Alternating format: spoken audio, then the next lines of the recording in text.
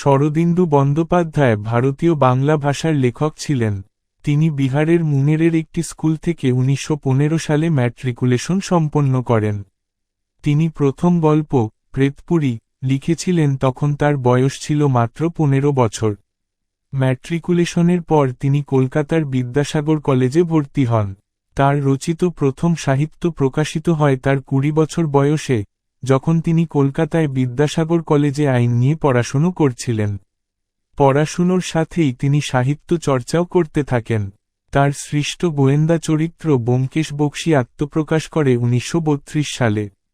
এছাড়াও বিভিন্ন ধরনের গল্প রচনা করেছেন, যার মধ্যে রয়েছে উপন্যাস, ছোট গল্প, অপরাধ এবং গোয়েন্দা গল্প, নাটক এবং চিত্রনাট্য। তিনি কালের মন্দিরা, গৌরমোল্লার, তুমি সন্ধ্যার মেঘ, তুঙ্গভদ্রর তীরে, চুয়া চন্দন, মারু ও সংঘ, সদাশিব সিরিজ এবং অপ্রাকৃতিক গল্পের মতো ঐতিহাসিক কথাসাহিত্য লিখেছেন। তুঙ্গভদ্রার তীরে উপন্যাসটির জন্য শরদিন্দু পশ্চিমবঙ্গ সরকারের রবীন্দ্র পুরস্কার পান। কলকাতা বিশ্ববিদ্যালয় তাকে শরৎ স্মৃতি পুরস্কার প্রদান করে। আজ গল্পের আড্ডাতে তারই লেখা একটি ছোট গল্প, রাতের অতিথি। শুরু করছি আজকের গল্প শরদিন্দু বন্দ্যোপাধ্যায়ের লেখা রাতের অতিথি।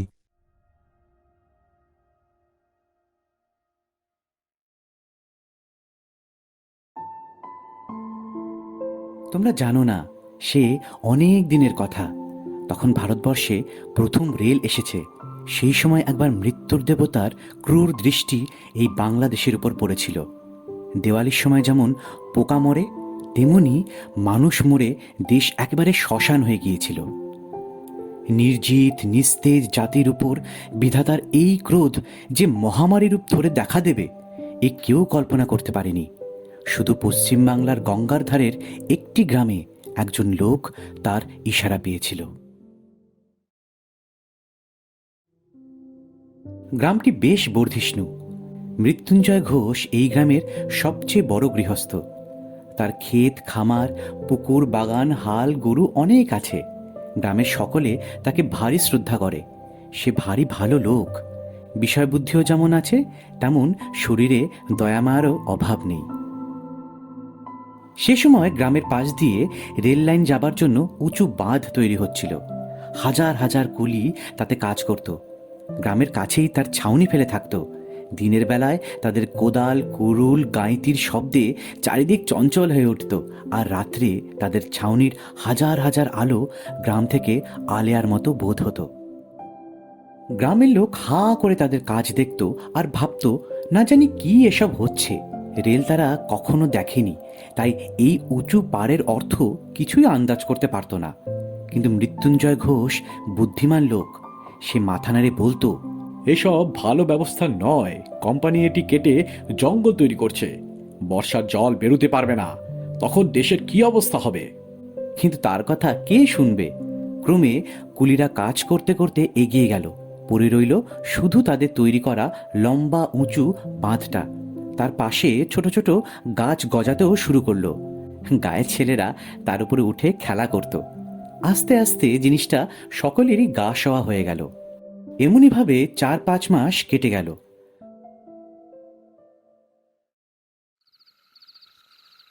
বৈশাখ মাসে একদিন সন্ধ্যার পর মৃত্যুঞ্জয় নিজের চণ্ডী মণ্ডপে বসে থেলো হুঁকোয় তামাক খাচ্ছিল আর ঝিমোচ্ছিল। এক পায়রা মটর প্রমাণ আফিম খাওয়ার তার অভ্যেস ছিল। তার উপর হুঁকোয় মৃদুমন্দ টান দিতে দিতে মৌতাত বেশ জমে এসেছিল। এমন সময় খটখট শব্দ শুনে চমকে উঠে মৃত্যুঞ্জয় দেখল, প্রকাণ্ড লম্বা একটা লোক লাঠি হাতে তার সামনে এসে দাঁড়িয়েছে। অন্ধকারে তার চেহারা দেখা গেল না। মৃত্যুঞ্জয় ভয় পেয়ে বলে উঠল, কি চাও? কে তুমি? অতিথি। অপরিচিত লোকটার গলার আওয়াজ শুনে মৃত্যুঞ্জয়ের হাড়ের ভেতরের মজ্জা পর্যন্ত যেন জমে গেল। এমন আওয়াজ সে জীবনে কখনো শোনেনি। তুইথুলি মুইথুলি পাখির ডাক শুনেছ? ঠিক সেই রকম আওয়াজ। কানে গেলেই গা শিউরে ওঠে। মৃত্যুঞ্জয় কোনো রকমে হাতের হুঁকোটা খুঁটিতে হেলান দিয়ে রেখে জিজ্ঞাসা করলে, কোথা থেকে আসা হচ্ছে? ওপার থেকে। মৃত্যুঞ্জয় মনে করল গঙ্গার ওপার থেকে। সে তখন চাকর ডেকে আলো আনতে বলে। অতিথি অভ্যাগত মৃত্যুঞ্জয়ের বাড়িতে প্রায়ই আসতো। কেউ নিরাশ হয়ে ফিরে যেত না। আগন্তুকদের থাকবার জন্য একটা ঘর ছিল। তারা যতদিন ইচ্ছে থেকে খাওয়া দাওয়া করে নিজেদের গন্তব্যস্থানে চলে যেত। চাকর আলো নিয়ে এলো। তখন অতিথির চেহারাখানা দেখা গেল। মাথার উপর মস্ত একটা পাগড়ি, তার ল্যাজটা মুখের চারিদিকে এমনভাবে জড়ানো যে মুখের কোনো অংশই দেখা যায় না। শুধু চোখ দুটো যেখানে থাকা উচিত সেখান থেকে যেন একটা কালো আভা বেরোচ্ছে।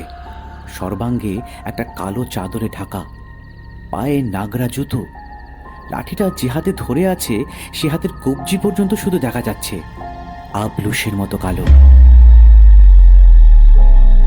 মৃত্যুঞ্জয় প্রাণে বড় ভয় হলো। এই গ্রীষ্মকালে লোকটা আগাগোড়া চাদর মুড়ি দিয়ে আছে কেন? মুখ দেখাচ্ছে না কেন? আবার ডাকাত নয় তো? মনে মনে সে এই কথাই ভাবছে। এমন সময় অতিথি খলখল করে হেসে উঠল। হাসি শুনে মৃত্যুঞ্জয় চমকে উঠে বললে, তা বেশ, আজ রাত্রিরে এখানেই থাকুন। বসুন। ওরে, হাত মুখ ধোবার জল এনে দে। দরকার নেই, আলোটা নিয়ে যেতে বলুন। চাকর আলো নিয়ে চলে গেলে অন্ধকারে লোকটা মৃত্যুঞ্জয়ের পাশে এসে বসল। মৃত্যুঞ্জয়ের গা ছমছম করতে লাগলো, কিন্তু সে ভাব প্রকাশ না করে মুখে বললে, আপনার কোথায় যাওয়া হবে? পূবের দিকে যাচ্ছি। তারপর দুজনে আবার অনেকক্ষণ চুপচাপ। এই বৈশাখ মাসের গরমেও মৃত্যুঞ্জয়ের গায়ে একটু শীত শীত করতে লাগলো। হুঁকোয় বড় বড় গোটা কয়েক টান দিয়ে সে জিজ্ঞাসা করলে, তামাক ইচ্ছে করবেন কি? আনিয়ে দেব? আবার সেই খলখল হাসি। আগন্তুক বললে, তামাক বহুকাল খাইনি, কিন্তু থাক, এই যাত্রায় আর কাজ নেই। এতক্ষণে মৃত্যুঞ্জয়ের মনে পড়ল যে আগন্তুকের নাম জানা হয়নি। সে বললে, মশাইয়ের নামটা কি? অতিথি হঠাৎ উঠে দাঁড়ালো। অন্ধকারে মনে হলো যেন তার চোখ দিয়ে কালো আগুন বেরোচ্ছে। সে বললে, অত খবরের দরকার কি? যা বলেছি তাই যথেষ্ট। এখন আমি কোথায় শোবো দেখিয়ে দাও। অনেক দূর থেকে এসেছি, ক্লান্তি বোধ হচ্ছে। অতিথির এই রূঢ় কথায় মৃত্যুঞ্জয় রাগও হলো, আবার ভয়ও হলো। একবার ভাবলে হয়তো কোনো রাজরাজরা গোছের বড় লোক ছদ্মবেশে ঘুরে বেড়াচ্ছে, তাই পরিচয় দিতে চায় না। যাই হোক, সে বললে, কিন্তু আহার আদি করবেন না? না, আমার পেটের খিদে তোমরা মেটাতে পারবে না। আবার যখন আসবো তখন হবে। অতিথির কথার মানে মৃত্যুঞ্জয় কিছুই বুঝতে পারলে না, কিন্তু তবু বাড়িতে অভুক্ত অতিথি থাকলে গৃহস্থের অকল্যাণ হয়। তাই সে আবার বললে, কিন্তু অনেক দূর থেকে এসেছেন বললেন, ক্লান্ত হয়েছেন, একটু আহার করে শুলে হতো না? অতিথি অধীরভাবে বললে, না, কোথায় শোবো দেখিয়ে দাও। মৃত্যুঞ্জয় তখন তাকে শোবার ঘর দেখিয়ে দিলে। অতিথি ঘরে ঢুকে ভিতর থেকে দরজা বন্ধ করে দিল। তারপর আর কোনো সাড়া শব্দ পাওয়া গেল না। নানা রকম দুর্ভাবনা মৃত্যুঞ্জয়ের মনে আনাগোনা করতে লাগলো। লোকটা কে? যদি ভালো লোকই হবে তবে অমন মুখ ঢাকা দিয়ে বেড়ায় কেন? লোকটার গলার আওয়াজ কি ভয়ঙ্কর, শুনলেই গা কেঁপে ওঠে। আর গায়ের রং কি কালো! শুধু একটা হাত দেখতে পাওয়া গিয়েছিল, কিন্তু সেটা যেন আলকাতরার মতো। যদি সত্যি ডাকাত কি বদমায়েশ কেউ হয় তাহলে উপায়? মৃত্যুঞ্জয় বাড়ির ভেতরে গিয়ে চাকর বাকরকে সাবধান করে দিলে যেন তারা রাত্রে সতর্ক থাকে, আর নিজে ঠিক করলে এই অজ্ঞাত অতিথির গতিবিধির উপর নজর রাখবে। মনে মনে এই সংকল্প এঁটে সে রাত্রির মতো খাওয়া দাওয়া শেষ করে আবার চণ্ডীমণ্ডপে এসে বসল। বাড়িতে একটা বহুকালের পুরনো মরচে ধরা তলোয়ার ছিল, সেইটে সঙ্গে রইল। চণ্ডীমণ্ডপ থেকে 20 হাত দূরে অতিথির ঘর, সেখান থেকে টু শব্দটি পর্যন্ত আসছে না। এদিকে চণ্ডীমণ্ডপে বসে মৃত্যুঞ্জয় ভুরুক ভুরুক তামাক টানছে আর মাঝে মাঝে আর চোখে অতিথির ঘরের দিকে চাইছে। ক্রমে রাত বেড়ে চলল। গ্রাম একেবারে নিশুতি হয়ে গেল। কৃষ্ণপক্ষের আকাশের বড় বড় তারাগুলো দপ দপ করে জ্বলতে লাগলো।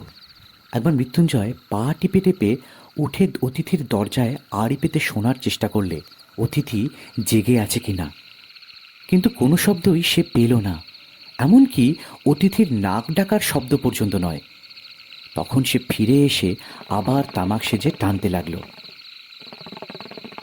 এমনিভাবে রাত দুপুর পার হয়ে গেল। হুঁকো হাতে করেই মৃত্যুঞ্জয় ঝিমিয়ে পড়েছিল। হঠাৎ কিসের শব্দে চটকা ভেঙে চোখ চেয়ে দেখলে আকাশে হলুদ রঙের এক টুকরো চাঁদ উঠেছে। তারই আলোতে বাইরের প্রকৃতি অস্পষ্টভাবে দেখা যাচ্ছে। শব্দটা কোন দিক থেকে এলো সে ধরতে পারেনি। কান খাড়া করে রইল। কিছুক্ষণ বাদে খুট করে আবার শব্দ হলো, যেন কে খুব সন্তর্পণে অতিথির ঘরের দরজা খুলছে। মৃত্যুঞ্জয় নিঃশব্দে হাতের হুঁকো নামিয়ে রেখে সেই দিকে একদৃষ্টে তাকিয়ে রইল। কিছুক্ষণ আবার নিস্তব্ধ। তারপর অতিথির ঘরের দরজা দিয়ে একটা মূর্তি বেরিয়ে এলো। চাঁদের আবছায়া আলোতে তার চেহারা দেখে মৃত্যুঞ্জয়ের বুকের স্পন্দন যেন হোঁচট খেয়ে দাঁড়িয়ে পড়ি আবার উন্মত্ত বেগে ছুটতে আরম্ভ করলো। সে দেখল মানুষ না, একটা আস্ত মানুষের কঙ্কাল উলঙ্গ হয়ে বাইরে এসে দাঁড়িয়েছে। কিন্তু আশ্চর্যের বিষয় এই যে তার হাড়গুলো সাদা নয়, কুচকুচে কালো। পাজরার ভেতর দিয়ে এপার ওপার স্পষ্ট দেখা যাচ্ছে, আর হাতে সেই লম্বা লাঠিটা। চণ্ডী মণ্ডপের অন্ধকারে বসে মৃত্যুঞ্জয় অষ্টমীর পাঁঠার মতো কাঁপতে লাগলো। কঙ্কালটা একবার ঘাড় বেঁকে সেই দিকে ফিরে দেখল। তার মাংসহীন মুখের সারি সারি দাঁতগুলো চাঁদের আলোয় বিকট হাসির মতো মনে হলো। তারপর সে উঠান পার হয়ে বেরিয়ে চলে গেল। তার মূর্তিটা বাইরে মিলিয়ে যেতেই মৃত্যুঞ্জয় ধড়মড় করে উঠে দাঁড়ালো। চেঁচামেচি করে লোকজন জড়ো করবার মতো ক্ষমতা ছিল না। গলা শুকিয়ে একবার কাঠ হয়ে গিয়েছিল। কিন্তু ওই কঙ্কালটা কোথায় গেল সেটা জানবার অদম্য কৌতূহল তাকে পেয়ে বসলো। ভয়ে হাত পা পেটের মধ্যে ঢুকে যাচ্ছে, অথচ কঙ্কালের পিছন পিছন যাবার ইচ্ছা। এ এক আশ্চর্য মনের অবস্থা। বাঘের পিছু পিছু যখন কেউ ঘুরে বেড়ায় তখন তাদের মনের ভাবও বোধহয় এই রকমই হয়। মৃত্যুঞ্জয় বেরিয়ে পড়ল। বাইরে এসে দেখল কঙ্কালটা লাঠি কাঁধে করে অনেক দূরে এগিয়ে চলেছে। সেও সেই দিকে চলল। ক্রমে কঙ্কালটা শ্মশান ঘাটে গিয়ে পৌঁছল। মৃত্যুঞ্জয় তখন একটা গাছের আড়ালে দাঁড়িয়ে দূর থেকে তার কার্যকলাপ দেখতে লাগলো। শ্মশানে অনেক ভাঙা কলসি আর মরার হাড়গোড় পড়েছিল। চিতার জল দিয়ে নিভিয়ে দেওয়ার পর যেমন সেখানে একটা লম্বা গর্ত তৈরি হয়, সেই রকম একটা জায়গায় কঙ্কালটা গিয়ে দাঁড়ালো। তারপর কাঁধ থেকে লাঠিটা নামিয়ে তার মুন্ডুটা সেই গর্তের মধ্যে ঢুকিয়ে দিল। সঙ্গে সঙ্গে লাঠির মুন্ডুটা দপ করে জ্বলে উঠল। তখন পৈশাচিক অট্টহাসির মতো একটা চিৎকার করে কঙ্কালটা সেই জ্বলন্ত লাঠি কাঁধে ফেলে দৌড়তে আরম্ভ করলো। মৃত্যুঞ্জয়ও মন্ত্রমুগ্ধের মতো তার পিছনে ছুটতে লাগলো। তখন আর তার বাহ্য জ্ঞান নেই।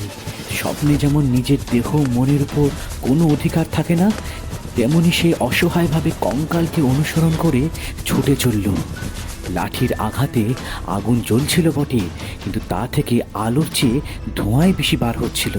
মৃত্যুঞ্জয় দেখল ধোঁয়াটা যেন ঠিক ধোঁয়া না, যেন রাশি রাশি কালো পোকা বেরিয়ে চারিদিকের বাতাসে ছড়িয়ে পড়ছে। যেন অগণ্য অসংখ্য মশা সেই আগুনে জন্মগ্রহণ করে আকাশ ছেয়ে ফেলছে। শ্মশান থেকে বেরিয়ে রেলের বাঁধের উপর উঠে কঙ্কালটা ছুটতে লাগলো, আর এক অপার্থিব হাসি হাসতে লাগলো। যেন সে হাসি অন্যান্য অশরীরী সঙ্গীদের ডেকে বলছে, আয় আয়, মানুষের রক্ত শুষে খাবি তো আয়, বড় মজা, শিগগিরি আয়, শিগগিরি আয়। রেলের পাড়ের উপর উঠে মৃত্যুঞ্জয় দেখলে তার বাড়ির দিকটায় যেন অনেক আলো জ্বলছে। সেদিকটা রাঙা হয়ে উঠেছে, কিন্তু সে কথা ভাববার সময় তার ছিল না। সে অন্ধভাবে কঙ্কালের পিছনে ছুটে চলল। কঙ্কাল সমস্ত গ্রামটাকে একবার প্রদক্ষিণ করল। তারপর মৃত্যুঞ্জয়ের বাড়ির কাছে এসে থমকে দাঁড়িয়ে পড়ল। মৃত্যুঞ্জয়ের বাড়িতে আগুন লেগেছে। সমস্ত বাড়িখানা দাউ দাউ করে জ্বলছে। কঙ্কাল তার হাতের জ্বলন্ত লাঠিটা সেই আগুনের মধ্যে ফেলে দিল। তারপর হঠাৎ গিয়ে মৃত্যুঞ্জয়ের সামনে দাঁড়ালো। মৃত্যুঞ্জয়ের প্রাণে আর তখন ভয় ছিল না। সে কঙ্কালকে জিজ্ঞাসা করলে, তুমি কে? কঙ্কাল খল খল করে হেসে বললে, কে আমি? আমি অগ্রদূত। আমার সঙ্গীরা সব আসছে, লক্ষ লক্ষ কোটি কোটি আসছে। বাংলাদেশ ছেয়ে যাবে, ঘরে ঘরে মরা কান্না উঠবে, তারপর চিতায় দেবার লোকও থাকবে না। ঘরে ঘরে পচা মরা পড়ে থাকবে, রাস্তায় শিয়াল কুকুর মরা নিয়ে ছেঁড়াছেড়ি করবে। আসছে, তারা আসছে, আমিও যাই, এগিয়ে চলি।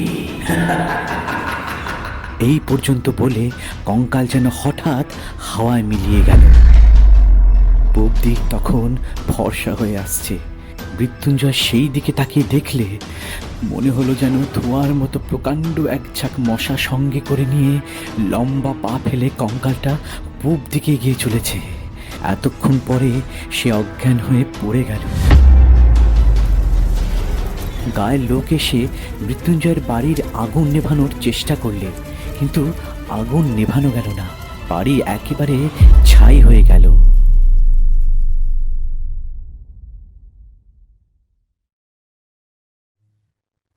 মূর্ছা ভেঙে উঠে মৃত্যুঞ্জয় পাগলের মতো এদিক ওদিক তাকাতে তাকাতে সব কথা বললে। তার গল্প শুনে গায়ের লোকেরা মুখ চাওয়াচাই করতে লাগলো। তারপর যে যার বাড়িতে ফিরে গিয়ে এই কথাটাই আলোচনা করতে লাগলো যে কাল রাত্রে মৃত্যুঞ্জয়ের আফিমের মাত্রা নিশ্চয়ই 1 মোটর থেকে 2 মোটরে উঠেছিল।